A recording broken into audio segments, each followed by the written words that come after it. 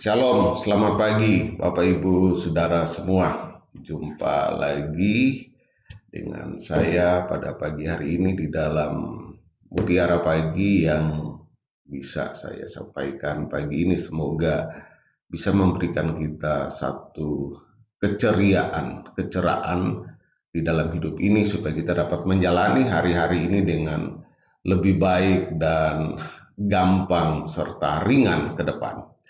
Kemarin saya sudah berbicara tentang bagaimana menjaga hati. Orang yang menjaga hati, dia akan menjaga mulutnya.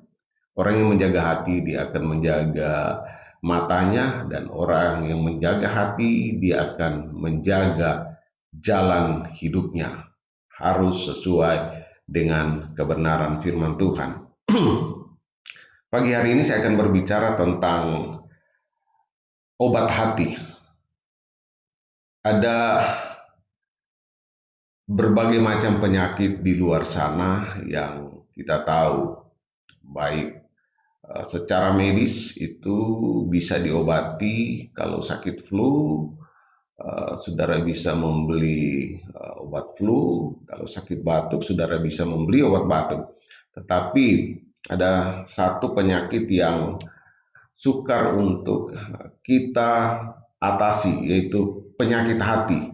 Jika seseorang telah kena sakit hati, maka akan sangat sukar bagi dia untuk bisa bertahan hidup, berjalan, sehingga dia bisa dapat menikmati berkat-berkat Tuhan yang harus dia dapatkan sebenarnya. Jadi terkadang sakit hati itu bisa membawa dia kepada kematian. Bahkan saya bisa sampaikan pada pagi hari ini bahwa ada tiga hal yang menjadi momok bagi manusia. Yaitu pertama, sakit penyakit. Yang kedua, kelaparan. Yang ketiga, kematian. Ketiga hal ini akan membuat orang berusaha untuk berupaya dengan cara bagaimanapun untuk dia bisa hidup dan bisa bertahan hidup. Nah, saudara-saudara yang kekasih di dalam Tuhan Yesus Kristus, kita tahu bahwa Tuhan akan menolong kita, Tuhan akan memberikan kekuatan kepada kita semua jika kita bersandar pada Tuhan. Saya sudah katakan tadi ada satu penyakit yang sukar diobati, yaitu penyakit hati. Tetapi Tuhan tahu, jadi Dia sang pencipta kita, Dia sang penebus kita, bahwa manusia itu berpotensi untuk kena penyakit ini. Dan jika seseorang sudah kena sakit hati, maka sukar sekali untuk diobati. Bahkan ada orang yang berkata, oke, kamu baik dengan saya akan baik dengan kamu. Kalau kamu jahat dengan saya akan lebih jahat daripada kamu. Nah, itu biasa ungkapan-ungkapan manusia yang terkadang tidak mau tersakiti. Nah, saudara-saudara, Tuhan telah memberikan penawar obat dari sakit hati itu. Sebab Dia sang pencipta kita, Dia sang penebus kita yang tahu mau melakukan bagaimana untuk mengelola hati kita ini supaya bisa berjalan dengan baik, supaya bisa kita tetap survive di tengah-tengah dunia ini. Di dalam Amsal Sulaiman pasal yang ke-17 ayat yang ke-22 dikatakan begini. Hati yang gembira adalah obat yang manjur. Wow, dahsyat sekali. Hati yang gembira adalah obat yang manjur, tetapi semangat yang patah mengeringkan tulang.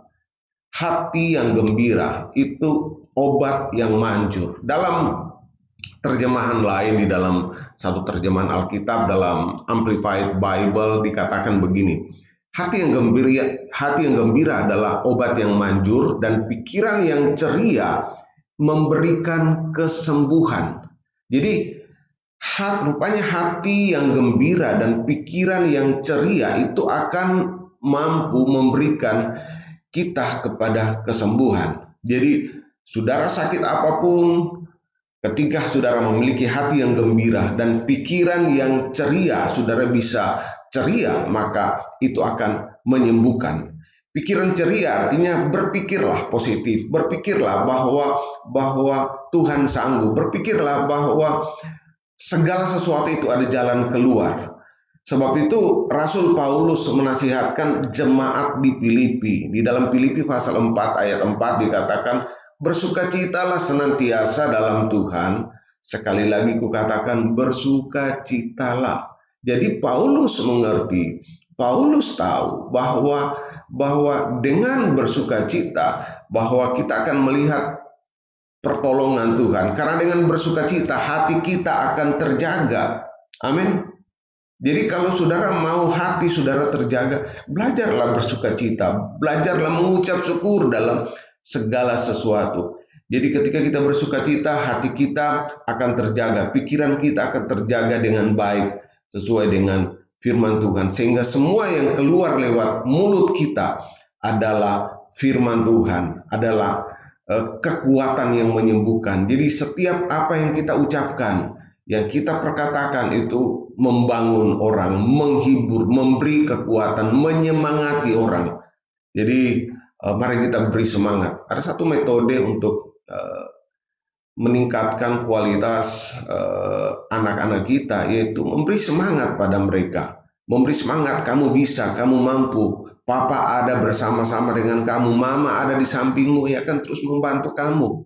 Dan saudara yang kekasih dalam Tuhan Yesus Kristus, Dia adalah Tuhan, Dia ada bersama-sama dengan kita. Saudara ingat dengan janjinya, Dia berkata kepada murid-muridnya, pergilah ke seluruh bumi, beritakan Injil, sampaikan kebenaran, dan aku menyertai kamu sampai kesudahan alam.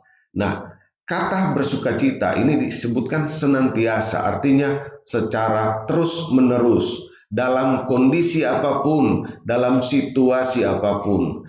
Umumnya, kegembiraan atau sukacita manusia itu tergantung pada situasi.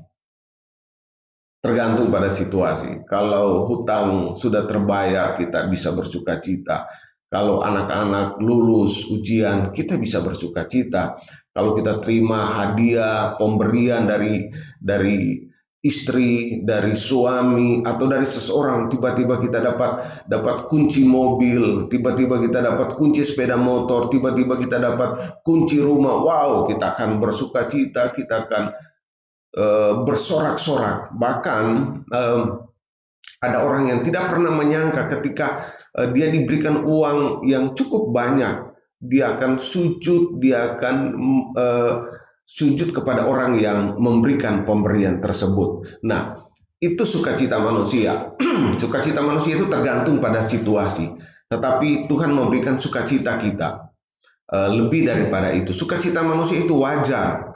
Tetapi ketika kita tidak punya sesuatu, ketika kita berada dalam pergumulan, maka kita akan tidak bisa bersukacita sebagaimana yang seharusnya kita bersukacita.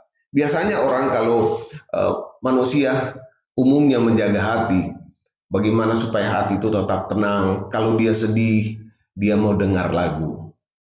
Tapi lagu yang dia dengarkan adalah lagu-lagu yang sedih.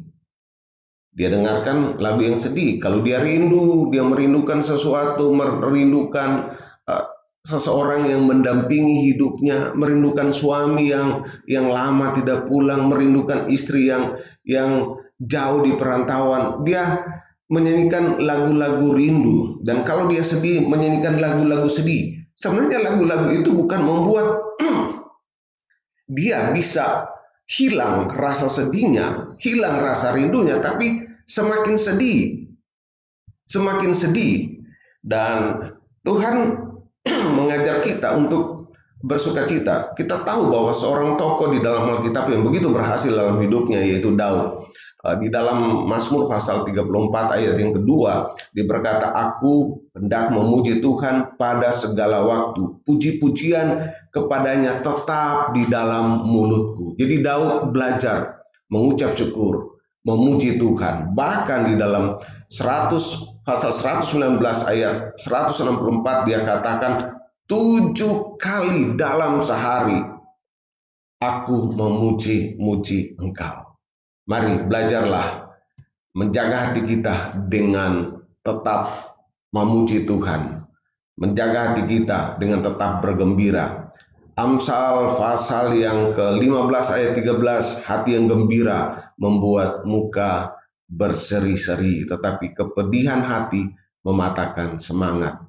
Itu kalau saudara cemberut terus, itu akan ketahuan isi hatimu bagaimana. Tapi mari belajar, kita bukan munafik, tapi belajarlah mengucap syukur. Sebagai kesimpulan, bergembiralah selalu, sebab Tuhan perintahkan untuk kita bisa bergembira. Kemudian pujilah Tuhan, pencipta kita. Belajar memuji Tuhan, sebab di dalam pujian akan menghasilkan hati yang gembira. Kemudian yang ketiga, semuanya itu akan menjaga hati kita. Jadi pujian itu akan menjaga hati kita dan juga akan menyembuhkan jiwa kita, menyembuhkan sakit hati kita. Jadi sakit hati tersembuhkan dengan hati yang gembira, pujian yang lahir dari bibir mulut kita semua.